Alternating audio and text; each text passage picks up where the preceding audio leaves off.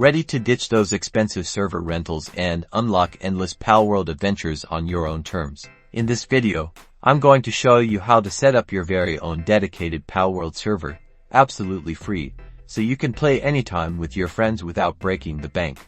First, you'll need a computer powerful enough to host the server. An older desktop you have lying around could work perfectly for this. Make sure it meets the minimum Palworld server requirements. Next, we will install SteamCMD, a command-line version of the Steam client that allows you to download dedicated server files. You can find a download link from the official Valve website. Now, extract the SteamCMD files and run the SteamCMD executable. Once it's running, type in the command to download the Palworld dedicated server files. After the download, locate your Palworld server configuration file.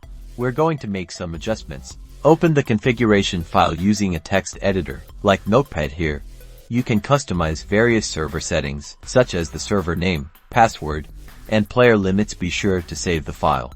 If you want players outside your local network to join, you'll need to configure port forwarding on your router. Access your router's settings, usually by typing your router's IP address into a web browser, and forward the necessary ports for Palworld server traffic.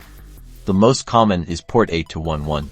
Great, now that you've configured the server and forwarded the ports, it's time to launch the server. To connect to your new server, simply launch Palworld, select Join Multiplayer Game, and enter your server's IP address. If you encounter any issues, double-check your configuration files, port forwarding settings, and firewall rules. Remember, troubleshooting is a part of the process. So get out there and tame those pals. Don't forget to like and subscribe.